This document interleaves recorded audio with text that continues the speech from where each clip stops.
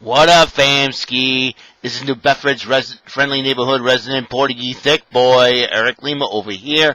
You are watching yet another video episode from my secondary YouTube channel vlog, in which I present to all of you. My sentimental thoughts come from my heart and my soul, and my mental oddball shenanigans come from the mind and brain.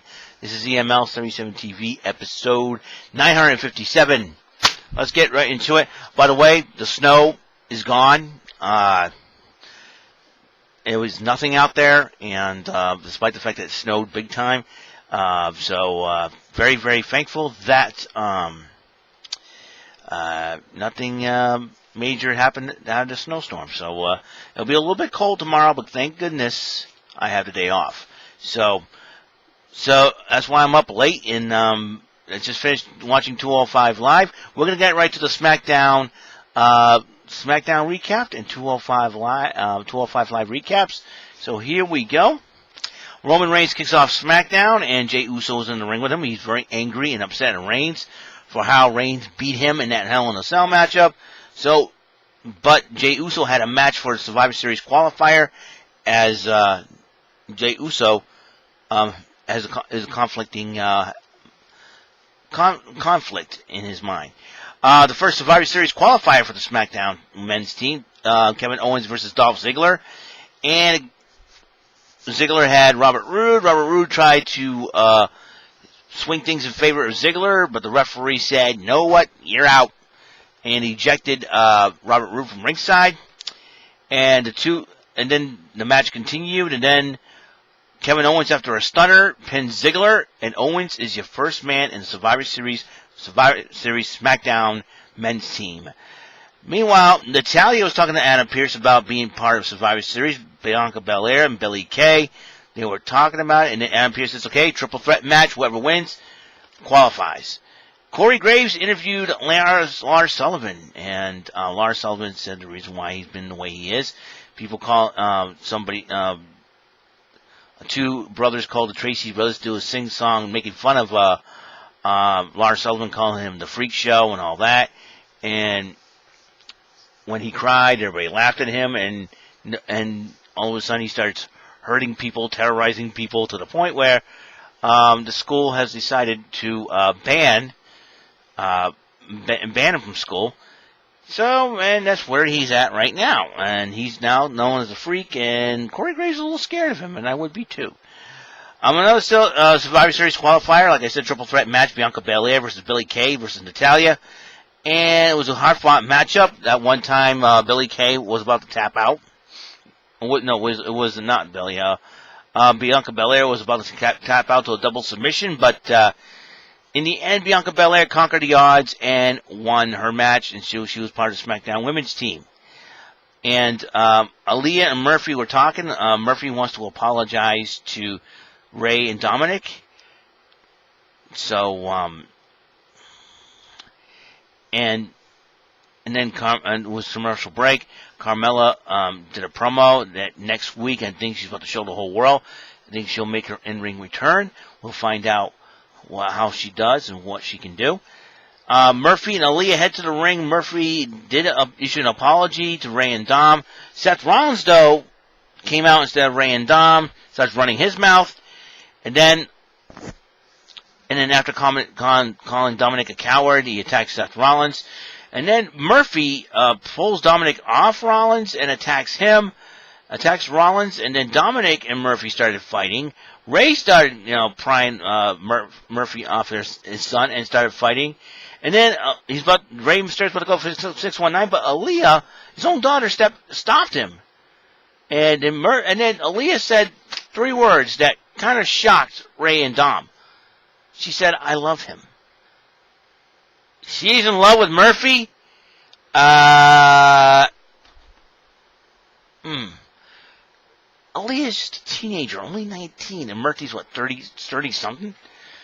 And then all of a sudden Rey Mysterio says, "Come on, let's go." "No, I love him, I'm staying." I'm like, oh, Lord, this is not good. And then before you know it, Ray and Dom got out of the ring, and then Murphy and Aaliyah kissed. Oh, boy. Oh, boy, this is going to get ugly, bowling shoe ugly in the holiday season in the Mysterio household. I want to know what Angie's thinking. Good Lord. I'm very shocked. I'm very, very shocked. Meanwhile, try to get off that. Caleb Braxton interviewed Daniel Bryan about his match against Jey Uso tonight. So he says he'll be ready to get the best of Jey Uso. And then the Street Profits fought in a tag team match against the former SmackDown Tag Team Champion Cesaro Nakamura. Cesaro, holy cow. Dude throws up Montez Ford and has him land behind the barriers like a serious hang time. But despite that, the Street Profits picked up the victory in the end. Sami Zayn cut a promo about being the Intercontinental Champion and what it means to him. And he says he's not marketed as the People's Champion, but he's a champion of the people. And I think he said some insulting things about Bobby Lashley. He's going to make a big mistake doing that. I can tell you. You know, Sami Zayn last year, around this time, ran his mouth, interrupting The Undertaker in Madison Square Garden, which got a chokeslam for his troubles. You think that chokeslam has affected his brain? That's what I'm thinking. Sasha Banks, the new SmackDown Women's Champion, headed to the ring, and she says she beat Bayley. And then she says she's focused on Asuka. Bayley comes out and says, she goes, I know without my help you wouldn't beat Asuka, but I want a rematch. So Sasha Banks is like, all right. And then the match became official next week. A rematch. That means if Bayley wins, she'll face Asuka in a one-on-one matchup. But last time Bayley faced Asuka beat her. I'm telling you. So we got that going. So they had the Survivor Series qualifying match as the main event. Daniel Bryan going one-on-one with Jey Uso. Two men, they both fought. Jey Uso ended up winning the matchup. Roman Reigns did show up, though, during the matchup. But then Jimmy Uso decided to attack. Daniel Bryan says, I'm with you. You are the head of the table. I'm with you. And he took his anger out on Daniel Bryan, throwing him to a table. And so I would not be surprised that Usos' new attitude, if the Usos get this attitude and channel it, and before you know it, they'll challenge the Street Profits to the tag team titles. But that, I believe, at the Survivor Series, that's coming down the road. I got a hunch on that. 205 Live, Ariya Daivari went one-on-one with Kurt Stallion. Ariya Daivari had Tony Nese on color commentary, and between Vic Joseph offering Skittles to him, which I think was pretty funny, and Nigel McGuinness wisecracking on Vic Joseph. Nigel, he was dressed as Waldo from Where's Waldo. You gotta look that up, my friend. So there's that match, and on one time, Tony Nese tried to distract Kurt Stallion, the newcomer to 205 Live. Kurt Stallion decided ignore him, head to the ring, try to get Daivari. All of a sudden, Nese tried to get interfered, headbutt again. Daivari tried to go for the hammerlock DDT, or the hammerlock clothesline. Kurt Stallion ducked and ended up doing a move, pinned him. 1, 2, 3. Kurt Stallion picks up the big upset victory over Ariya Daivari. That's going to be huge. Question is, was any money? I don't think he decided to call the Daivari De Niro challenge, so maybe he lost out on that. Who knows? We'll see what happens. Then 205 Live Twitter talked to the Twitter account 205 Live talked to Mansoor. He about his victory over Brian Kendrick, a former WWE champion with the championship scramble and a former cruiserweight champion. And then Brian Kendrick was about to say something to him. All of a sudden, Ever Rise,